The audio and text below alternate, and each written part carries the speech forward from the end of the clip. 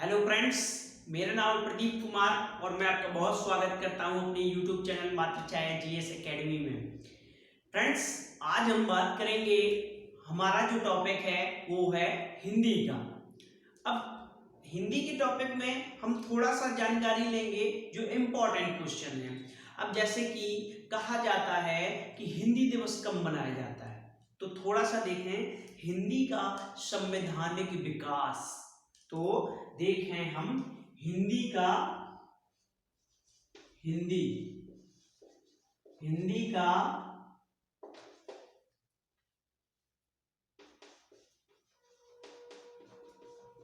संवैधानिक विकास तो थोड़ा सा देखिए टॉपिक है हिंदी का संवैधानिक विकास। अब ये थोड़ा सा टॉपिक बहुत इंपॉर्टेंट है और कहीं ना कहीं पूछा भी जाता है 1 नंबर का। तो हिंदी तो वैसे पढ़ाना नहीं है, लेकिन मैं थोड़ा सा बता दूं जहां से क्वेश्चन बहुत टफ होता रहता है। तो अब देखें हिंदी का संवैधानिक विकास। अब पूछा जाए कि हिंदी दिवस कब मनाया जाता है, तो अगर जो पूछ ले हिंदी दिवस, तो हिंदी दिवस तो हिंदी दिवस देखें तो कब होता है, तो ये सबको पता है कि हिंदी दिवस 14 सितंबर को होता है। 14 सितंबर को हिंदी दिवस होता है।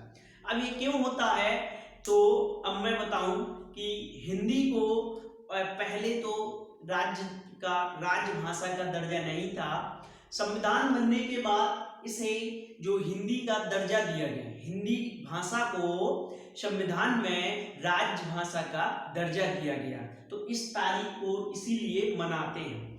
अब बात करें कि जब संविधान बन के तैयार हो गया, अब उसके बाद जब भाषा की बात आई, तो पहले तो जो ऑफिस के सारे कार्य होते थे तो अंग्रेजी में होते थे, क्योंकि आज भी सुप्रीम कोर्ट में देखें तो वहाँ पे जो काम होता है वहाँ पर सारे काम जो हैं इंग्लिश में होते हैं, क्योंकि अंग्रेज यहाँ पर थे इसलिए अंग्रेजी में सारा काम होता था। अब हिंदी को दर्जा दिया गया राजभाषा का। तो अब क्या कहें, संविधान में एक बिल आया, संविधान में अध्यादेश कहें या बिल कहें, एक पारित किया गया, एक अध्यादेश पारित हुआ, एक बिल पारित हुआ। अब बात करें ये जो पारित हुआ तो ये कब हुआ, तो इसकी जो तारीख है 14 सितंबर 1949 को, तो ये पारित हुआ। इसलिए हिंदी दिवस जो है 14 सितंबर को मनाया जाता है। ये बिल पारित हुआ। अब बात करते हैं कि ये कब से हो रहा था, कि भारतीय इसके लिए बहुत बार जो संघर्ष कर रहे थे, भारतीयों का संघर्ष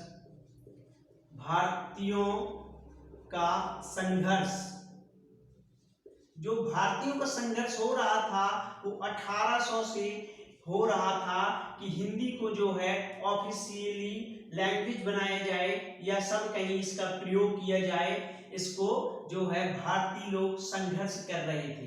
तो जाकर कहीं ना कहीं 1949 में ये संघर्ष खत्म हुआ। तो अगर जो पूछ ले संघर्ष कब तक चला, तो कहीं ना कहीं 150 साल तक संघर्ष करना पड़ा, तब जाकर हिंदी को राजभाषा का दर्जा दिया गया। अब आर्टिकल पूछ ले, आर्टिकल इसका जो है 443A है, जहां पर इसे हिंदी को ये राजभाषा का दर्जा दिया गया है। अब इस आर्टिकल में लिखा क्या है, अगर जो पूछ ले इसमें लिखा क्या है,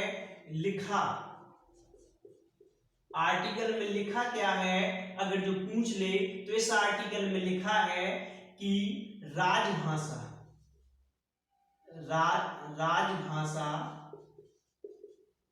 हिंदी है। इसमें अगर जो पूछ ले कि आर्टिकल 343 में क्या लिखा है? तो इसमें लिखा गया है संघ एवं राज्य की। इसमें लिखा है संघ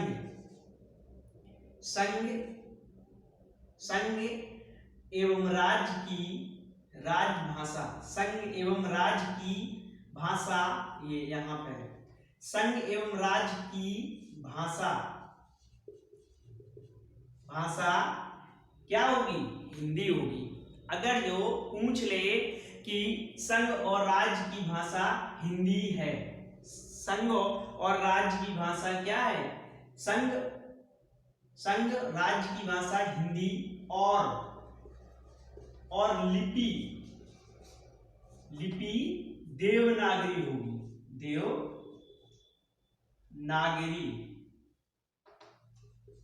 देवनागरी होगी। तो अगर जो पूछ ले तो इसमें क्या लिखा है? देवनागरी होगी। तो इस आर्टिकल में जो लिखा है वो मैंने आपको बताया कि आर्टिकल में क्या लिखा है। अगर जो आपसे पूछ ले तो अगर जो पूछ ले कि किस आर्टिकल में लिखा है, किस आर्टिकल में लिखा है कि संघ राज्य की भाषा हिंदी और लिपि देवनागरी होगी, तो उस आर्टिकल का जो नाम होगा तो आर्टिकल 343 होगा। तो यहां तक आपको ये पता चला। अब बात करते हैं, पूछता है विश्व हिंदी दिवस, ये हिंदी दिवस हो गया। अब पूछता है विश्व हिंदी दिवस। अब विश्व हिंदी दिवस अगर जो पूछ ले आपसे कब होता है, तो इसको जो बात करें कब से होता है। अब ये कब से पूछ ले, कब से, और हिंदी दिवस, हिंदी विश्व हिंदी दिवस। तो यहां पर दो डेटें हो गई, कब से होता है और कब होता है। तो इसकी जो तारीख है, तो इसकी तारीख जो देखी जाए तो 10 जनवरी है, इसकी तारीख 10 जनवरी है। अब बात करें कि इस 10 जनवरी को कब से शुरू किया गया, तो कब से पूछा गया है और ये 10 जनवरी है।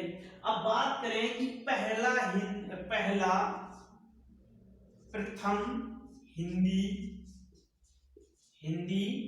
विश्व सम्मेलन,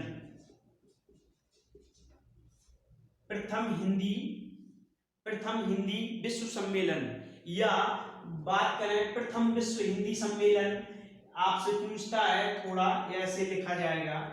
हाँ, प्रथम हिंदी विश्व सम्मेलन पूछे कि या पूछे हाँ, तो प्रथम हिंदी विश्व सम्मेलन कब हुआ, तो ये जो हुआ ये 10 से 14 जनवरी के बीच हुआ और ये 1975 में हुआ। तो इसकी तारीख जो हो जाएगी ये 1975 से मनाया जा रहा है विश्व हिंदी दिवस। एक सम्मेलन हुआ और उस सम्मेलन में कितने देशों ने कितने देश जो शामिल हुए, तो उसमें देशों की जो संख्या थी, इसमें देशों की संख्या पूछ ले कभी, तो इसमें 30 देश थे और सदस्य पूछ ले, सदस्य अगर जो कभी सदस्य पूछ ले कितने थे, तो 122 सदस्य थे, 122 सदस्य थे इसमें। तो अब ये स्थान भी कभी पूछ ले, विश्व हिंदी दिवस सम्मेलन 10 तारीख से हुआ और 14 तारीख तक होता रहा, मतलब 4 दिन हुआ और इसीलिए इसको 10 तारीख ही मनाते। अब मैं यहाँ पर स्थान लिख दूं, कभी अगर जो पूछ ले आपको स्थान, तो ये जो हुआ नागपुर में हुआ, नागपुर। अब नागपुर कहाँ है, तो आपको पता है कि नागपुर जो है ये महाराष्ट्र में है, ये महाराष्ट्र में होगा। अब इसी के साथ में अब आपसे पूछ ले कि मुख्य अतिथि कौन थे, यहाँ पे मुख्य अतिथि, तो यहाँ पे जो पीएम थी इंदिरा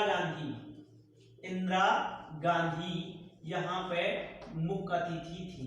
तो इंदिरा गांधी की कार्यकाल में हुआ प्रथम विश्व हिंदी सम्मेलन हुआ। और देशों की जो संख्या थी 30 थी, सदस्यों की संख्या जो थी 122 थी। और कहाँ पे हुआ, तो ये नागपुर में हुआ। ये आपको क्लियर हो गया। अब इतना सब हो गया, अब थोड़ा सा मैं एक और लाइन यहीं पे बता दूं कि अगर जो पूछ ले कि अभी अंतिम जो हुआ है, अंतिम हुआ है ये कहां पर, अंतिम जो हुआ है, अंतिम ये 11वां सम्मेलन हुआ है, सम्मेलन। अब ये कब हुआ था, तो ये 2018 में हुआ था। ये अंतिम जो 11वां सम्मेलन हुआ 2018 में हुआ है। और इसके बाद अगर जो पूछ ले ये कहां पे हुआ, तो मॉरिशस में हुआ, मॉरिशस, ये मॉरिशस में हुआ था। और इसके बाद जो अगला होगा, अगला अगला जो है 2021 इसे दिखाया जा रहा है। अब ये पता नहीं, इस अभी तक तो शायद मुझे हुआ नहीं है।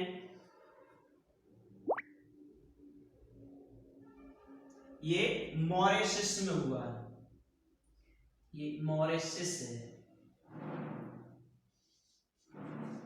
मॉरिशस,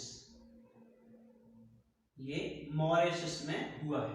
तो अगला जो है 2021 दिखा रहा है, और ये 2021 दिखा रहा है, अंतिम जो मॉरिशस में हुआ था ये अगला 2021। और स्थान अगर जो पूछ ले कहां पर, तो न्यूयॉर्क, ये न्यूयॉर्क में, ठीक है। तो ये हो गया। आप मैन टॉप अगर जो उसके स्क्रीनशॉट लेना चाहें तो ले सकते हैं। और बात करते हैं कि हिंदी की जो भाषा अगर आगे बढ़ी, इसके बाद देखेंगे आप कहीं ना कहीं कि जो हुआ, इसके बाद अगर जो बात करेंगे कि कुछ सूची हैं, मतलब 8वीं सूची में रखा गया है, तो बात करेंगे, थोड़ा सा आप स्क्रीनशॉट ले सकते हैं।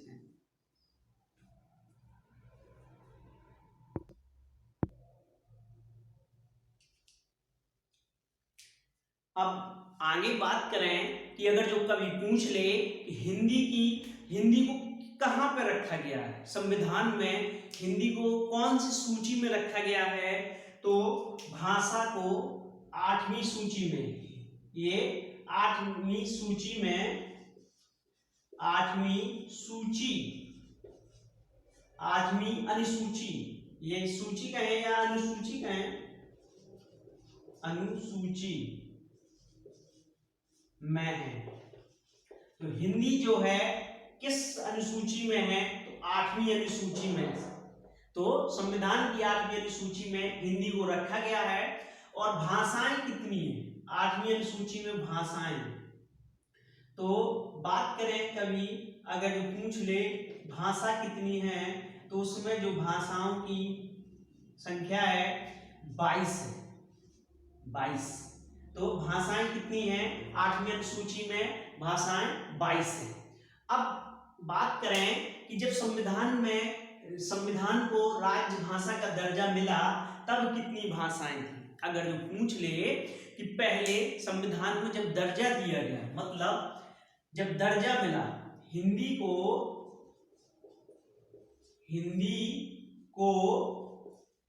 राजभाषा का दर्जा मिला तब भाषा थी। तो अगर जो ऐसे क्वेश्चन अगर जो कभी पूछता है कि जब राजभाषा का दर्जा मिला तो भाषाएं कितनी थी, तब तो भाषाएं क्या थी, 14 थी, ये 14 थी। अब यहीं से ये 14 थी, तो इसका आंसर 14। अब बात करते हैं आगे, अगर जो अब राजभाषा का दर्जा हो गया और हम यहाँ देख रहे हैं कि इसमें जो 22 भाषाएं हैं, तो अब इसके बाद तो यहाँ पे दर्जा मिल गया। अब क्या होगा, एक 21वां संविधान संशोधन होगा, 21वां संविधान संशोधन होगा। अब ये कब होगा, तो ये 1968 में होगा, ये 1968 में एक संविधान संशोधन होगा। ये अगर जो कभी पूछ ले कि हाँ फ्रेंड्स ये 68 नहीं ये 67 होगा, सॉरी फ्रेंड्स, हाँ 21वां संविधान संशोधन हुआ 1967 में। और एक 15वीं भाषा, मतलब बात करें कि एक भाषा को दर्जा मिला 15वीं भाषा, 15वीं भाषा जुड़ी। अभी 15वीं भाषा जुड़ी तो अगर जो पूछ ले कौन सी जुड़ी 15वीं भाषा, तो ये जुड़ी सिंधी। ये 15वीं भाषा जो है सिंधी जुड़ी, सिंधी। अब 15वीं भाषा हो गई, तो अब बात करते हैं 15 के बाद फिर 3 भाषाएं जुड़ती हैं, और ये जो है बात करें ये कौन सा होगा, ये 21वां है संविधान संशोधन। जब तो पूछ ले 21वां संविधान संशोधन के तहत कब हुआ, तो 1967। कौन सा संविधान, 21वां संविधान संशोधन। कौन सी भाषा जुड़ी, तो सिंधी जुड़ी, और सिंधी कब जुड़ी, तो ये जुड़ी 21वां संविधान संशोधन। अब इसके बाद एक और संविधान संशोधन होता है 71वां। अब 71वां संविधान संशोधन होगा, ये 71वां संविधान संशोधन, 71वां संविधान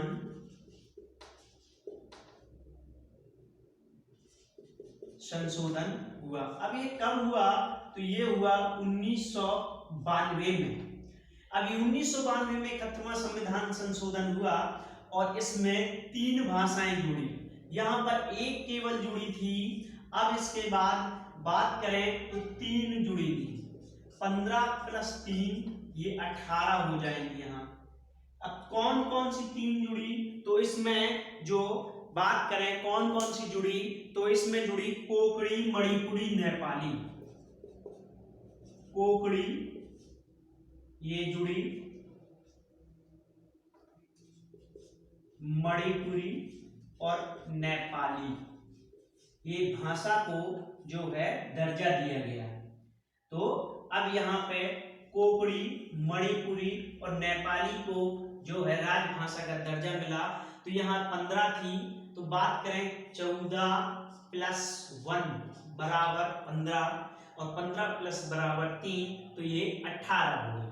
अब इसके बाद एक और संविधान संशोधन हुआ, ये 71वां है, ये 52वां हुआ। 52वां संविधान संशोधन कब हुआ, तो ये हुआ 2003 में। तो इसके बाद जो हुआ एक 52वां संविधान, 52वां संविधान संशोधन हुआ, संविधान संशोधन हुआ, और ये हुआ 2003 में। तो अब इसके बाद 18 + 4 बराबर 22, तो कितनी भाषाएं जोड़ी गई, 4 भाषाएं जोड़ी गई। तो अब ये पूछ ले कौन कौन सी भाषाएं जोड़ी गई, तो बोडो है, बोडो, डोगरी, मैथिली और संथाली भाषा को जोड़ा गया। तो कौन कौन सी भाषाएं जुड़ी, एक जुड़ी बोडो, बोडो, डोगरी, और बोडो, डोगरी, संथाली, बोडो, डोगरी, संथाली और मैथिली। तो ये 4 भाषाएं को जोड़ा गया, ये 4 भाषाएं को। तो बोडो, डोगरी, संथाली और मैथिली, तो यहाँ पर भाषाओं की जो संख्या हो गई कितनी, 22 हो गई। तो अब यहाँ तक आपको क्लियर हो गया होगा। अब आप इसका भी स्क्रीनशॉट लेना चाहें तो ले सकते हैं, और फिर बात करेंगे 22 भाषाएं कौन कौन सी हैं, वो भी मैं थोड़ी बता दूं, और इसके बाद क्लास ओवर होगी। तो अभी आप स्क्रीनशॉट ले लें, बात करते हैं आगे।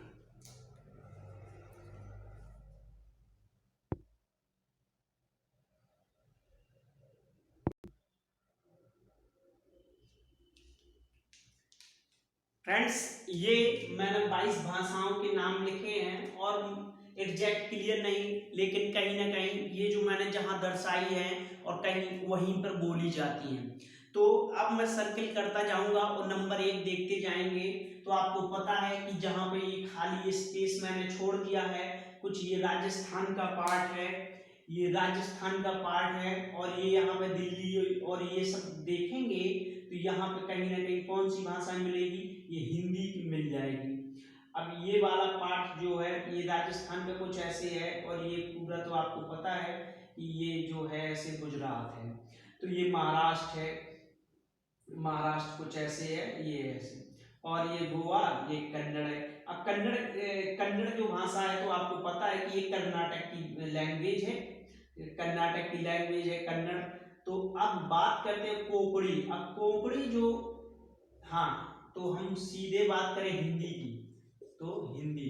अब हिंदी की बात करें तो आपको पता है कि हिंदी जो है आसपास के राज्यों में बोली जाती है, कुछ बिहार बोली जाती है, कुछ यहाँ पे हरियाणा है, और ये हरियाणा है, एमपी है, और ये छत्तीसगढ़ है, ये कुछ भाषाओं में हिंदी बोली जाती है। तो मतलब हिंदी का जो दायरा है सबसे ज्यादा है।